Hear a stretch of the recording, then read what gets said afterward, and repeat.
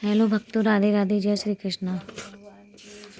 शांतकारं भुजगं शयनं पदानं सुरेशं विश्वनाथं गगनसदृशं मेघवर्णं शुभांगं लक्ष्मीकान्तं कमलनयनं योगी भगवान् वंदे विष्णु भवभयहरं सर्वलोकनाथं।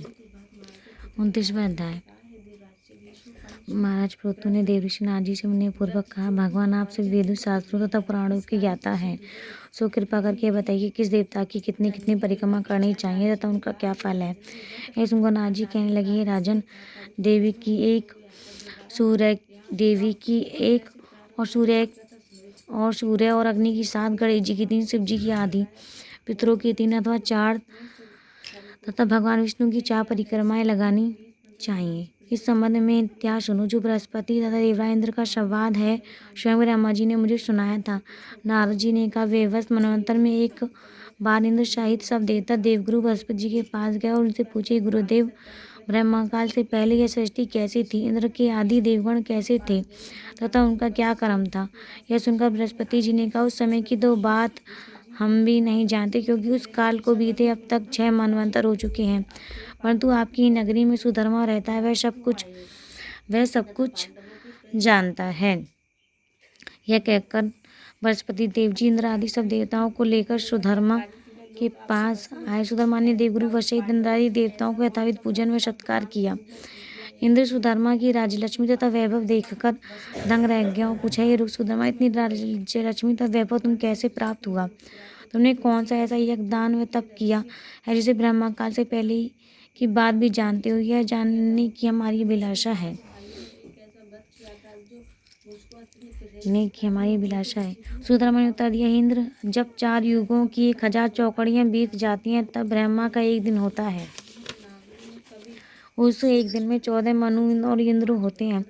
जब विष्णु लोक में थे तब वहाँ पर रहते हमारे सामने इतने ब्रह्मा हो चुके कि हम उनकी गणना भी नहीं कर सकते।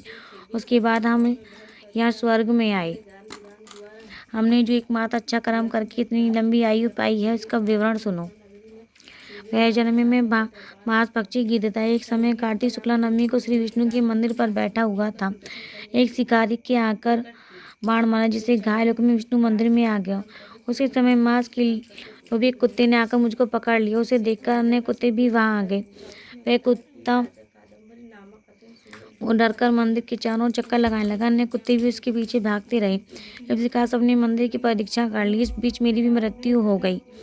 मंदिर की प्रदक्षिणा से भगवान अत्यंत प्रसन्न हुए, मुझको अपना परंपरा दे दिया। यह बात सुनकर इंद्र तथा अन्य सभी देवता अत्यंत प्रसन्न हुए और उन्होंने भी भगवान का पूजन करके प्रदक्षिणा की। इसके पश्चात नारद जी ने इस नवमी का भगवान की परिक्रमा का महत्व बताते हुए आगे कहा, हे राजन, कार्तिक शुक्ला नवमी सत्युग की आदि तिथि है। इस दिन भगवान की पूजा, प्रदक्षिणा, व्रत, दान, तप तथा यज्ञ करने से कई गुना फल मिलता है। यदि कार्तिक शुक्ला नवमी को मथुरा में जाकर भगवान का पूजन में प्रदक्षिणा की जाए तो उससे अनंत फल की प्राप्ति होती है। प्रदक्षिणा करने में जितने पग उठते हैं उतने ही कुल वैकुंठ में वास करते हैं। यदि मथुरा नगरी में बहुत दूर हो तो अन्य किसी धार्मिक स्थान पर प्रदक्षिणा करें। यदि यह भी संभव नहीं हो तो ब्राह्मण विष्णु की प्रतिमा को तुलसी तथा शालिग्राम की प्रतीक्षा कर लें। समुद्र सहित संपूर्ण पृथ्वी की परिक्रमा करने से जो फल प्राप्त होता है, वही अनंत पुण्य फल तुलसी जी अथवा शालिग्राम जी की प्रतीक्षा करने से प्राप्त हो जाता है। कार्तिक के शुक्ल पक्ष की नवमी को गौ, ब्राह्मण, देव मंदिर, तुलसी वन, साधु, वैरागी, जीवनमुक्त, परमहंस, गृहस्थ, वेद उपदेश तथा पुराण ये सब ग्राम में ही वास करते हैं। अतः अपने ग्राम की प्रदक्षिणा करने वहाँ से प्रदक्षिणा हो जाती है।